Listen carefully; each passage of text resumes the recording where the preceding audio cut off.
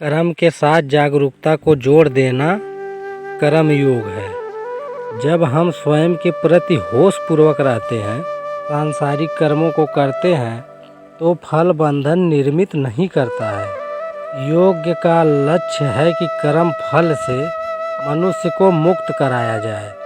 गीता में भगवान श्री कृष्ण ने जिस कर्म योग का वर्णन किया है, उसका व्यवहारिक रूप है जागरूकता पूर्वक कर्म करना। उन्होंने कहा कि ऐसा समझें, एक सागर पर बहुत लहरें हैं, सतह पर बहुत हलचल है।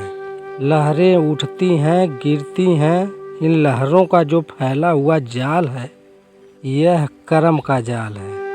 क्योंकि सागर सतह पर बड़ा कर्मरत है, लेकिन नीचे उतरे तो सन्नाटा है। उसके नीचे जाएं तो बिल्कुल सन्नाटा है। उसके और नीचे जाएं तो कोई लहर नहीं, कोई हलचल नहीं, गहरी चुप्पी है। अगर पुरानी व्याख्या सही है तो कोई कभी मुक्त हो ही नहीं सकता।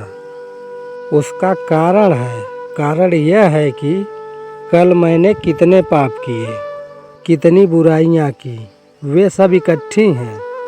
उसका फल भोगना है, और फल मैं बिल्कुल कैसे भोगूंगा जब मुझे कोई गाली देने आएगा, क्योंकि मैंने पिछले जन्म में उसे गाली दी थी। तो कोई मुझे गाली देने आएगा तो फिर कर्म शुरू होगा, वह फिर मुझे गाली देगा। और जब मैंने पिछले जन्म में गाली दी थी तो गाली देने की मेरी टेंडेंसी तो है ही। और जब वह फिर मुझे गाली देगा, फिर गाली का सिलसिला मैं कुछ तो करूँगा, और सिलसिला जारी रहेगा। और सिलसिले का अंत क्या है? क्योंकि एक कर्म भी शेष रह गया है तो उसको भोगने में फिर नए कर्म निर्मित हो जाएंगे, और नए कर्म निर्मित होते चले जाएंगे। मेरा मानना यह है कि अगर ये बात सच है तो दुनिया में कभी कोई मुक्त हुआ ही नहीं, लेकिन दुनिया में मुक्त लोग हुए हैं, और वह इसलिए मुक्त हो चुके हैं कि कर्म आगे के लिए शेष नहीं रह जाते। कर्म तो पीछे ही चुकतारा हो जाता है, सिर्फ रह जाती है सोई हुई वृत्ति। और अगर आदमी सोया ही रहे तो उसी कर्मों को दोहराता चला जाएगा, और जाग जाए तो दोहराना बंद कर देता है। यानी मुझे कोई मजबूर नहीं कर रहा है कि मैं क्रोध करूं, सिवाय मेरी इच्छा के। और अगर मैं जाग गया हूं तो मैं कहता हूं ठीक है, इस रास्ते से बहुत बार जा चुके, बहुत दुख उठा सके। इसलिए महावीर ने बड़ी कोशिश की प्रत्येक व्यक्ति को उसके पिछले जन्मों के बारे में स्मरण कराने की। उस स्मरण दिलाने का सिर्फ एक ही प्रयोजन है कि यह पता चल जाए कि तुम क्या क्या कर चुके हो, क्या क्या भोग चुके हो, इन रास्तों से कितनी बार गुजर चुके हो। अब इन्हीं पर गुजरते रहोगे। इसका सिर्फ एक प्रयोजन है कि अगर स्मरण आ जाए कि व्यक्ति को, इसी व्यक्ति के उसके 2-4 जन्मों का, कि उसने बहुत धन कमाया, धन कमाने में उसने बहुत बेईमानी की, बहुत बार प्रेम किया, बहुत बार क्रोध किया, बहुत बार यश कमाया, बहुत बार अपमान सहा, मान सहा, सब कुछ कर चुका है वो, जो अब वह फिर कर रहा है। और अगर आपको यह दिखाई पड़ जाए कि यह मैं बहुत बार कर चुका तो आपको यह मीनिंगलेस हो गया। तो अब इसको दोबारा फिर किस लिए कर रहा हूँ? और यह चोट अगर सबको पड़ जाए तो वो अभी जाग जाए और कहे कि अब बहुत कर चुका यह, अब इसके करने का क्या मतलब? कितनी बार धन कमाया, फिर हुआ क्या? तो यह जागरण उसकी जो सूखी रेखा को पकड़े हुए है, तो उसके तोड़ने का कारण बन जाए। इसलिए सडन एनलाइटेनमेंट की संभावना है। सच तो यह है कि जब भी कभी मुक्ति होती है तो वह एक सडन है। काज इफेक्ट तो ख़त्म हो गए। जैसे आपने आग में हाथ डाला, आपका हाथ आग से बाहर निकाल लिया तो डालना ख़त्म हो गया। आपका हाथ जला, वह भी ख़त्म हो गया।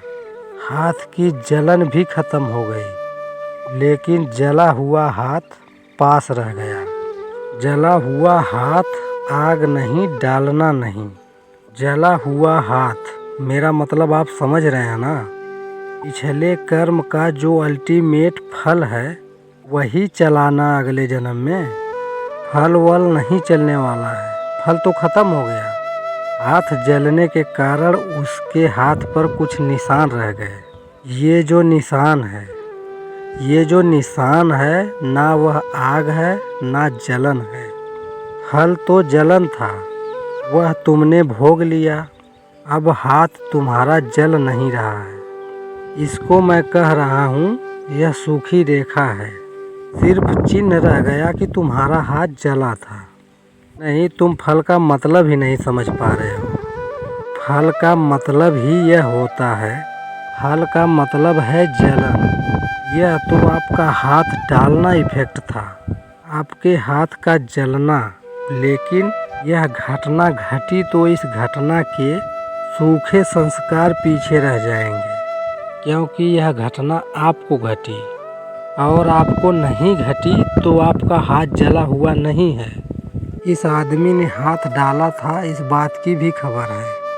इसको मैं कंडीशनिंग कहता हूँ, इसको संस्कार कहता हूँ, फल नहीं कहता। फल तो जलन थी जो भोग लिया तुमने। तो प्रत्येक व्यक्ति अपने अपने खबरों को या फलों को भोगने की खबर भर ही लिए हुए हैं अपने साथ, और ये खबर भी हमें प्रभावित करती है। उसका कारण यह है कि 10 जन्मों में हत्या करने की उसकी जो वृत्ति है, जो भाव है, जो संस्कार है, वह निरंतर गहरा होता चला गया है। और उसको सरल यही दिखाई पड़ता है। अगर किसी से झगड़ा हो तो पहली बात यही सूझती है कि मार डालो। दूसरी बात उसको नहीं सूझती है। यह निकटतम का रास्ता है जिस पर सूखी रेखा बनी है। पानी तो पकड़कर बह जाता है, मेरा मतलब नहीं समझे। दूसरे जन्म तक तुम जाओगे और तुमने जो किया है, तुमने जो भोगा है, उसी से तुम निर्मित हुए हो। इसको भी समझ लेना ठीक ज़रूरी है। समझ लें, मैंने एक कमरे में पानी बहाया, एक गिलास पानी लुढ़का दिया। पानी बहा, उसने एक रास्ता बनाया, दरवाजे से निकल गया। फिर पानी बिल्कुल चला गया, धूप आई, सब सूख गया। सिर्फ एक सूखी रेखा रह गई। पानी नहीं है बिल्कुल अब, लेकिन पानी जिस मार्ग से गया था वह मार्ग रह गया है। आपने दूसरा पानी उल्टाया। अब इस पानी की 1000 में से 999 संभावना यह है कि वह उसी मार्ग को पकड़ ले, क्योंकि वह लीस्ट रेजिस्टेंस का है। उसमें झगड़ा ज़्यादा नहीं है। दूसरा मार्ग बनाना पड़ेगा, फिर धूल हटानी पड़ेगी, कचरा हटाना पड़ेगा, तब पानी मार्ग बना पाएगा। बना हुआ मार्ग है, यह पानी उस मार्ग को पकड़ लेगा और उसी से फिर वह बह जाएगा। पुराना पानी नहीं था, सिर्फ सूखी रेखा रह गई थी। तो मेरा कहना यह है कि एक जन्म से दूसरे जन्मों में कर्म के फल नहीं जाते, लेकिन कर्म और फल जो हमने किए और भोगे, उसकी एक सूखी रेखा हमारे साथ रह जाती है। उसको मैं संस्कार कहता हूँ। कर्म फल नहीं जाते। अगर मैंने पिछले जन्म में गाली दी है तो मैंने उसका फल वहीं भोग लिया है। लेकिन गाली मैंने दी थी और तुमने नहीं दी थी, तो मैंने गाली का फल भी भोगा, तुमने वह फल भी नहीं भोगा। तो मैं एक और तरह का व्यक्ति हूँ। मेरे पास एक सूखी रेखा है, गाली देने और गाली का फल भोगने की। वह सूखी रेखा मेरे साथ है। इस जन्म में मेरे साथ संभावना है कि कोई अगर मुझे गाली दे तो मैं उसे फिर गाली दे दूं, क्योंकि वह जो सूखी रेखा है लीस्ट रेजिस्टेंस की वजह से फौरन मैं पकड़ लूँगा।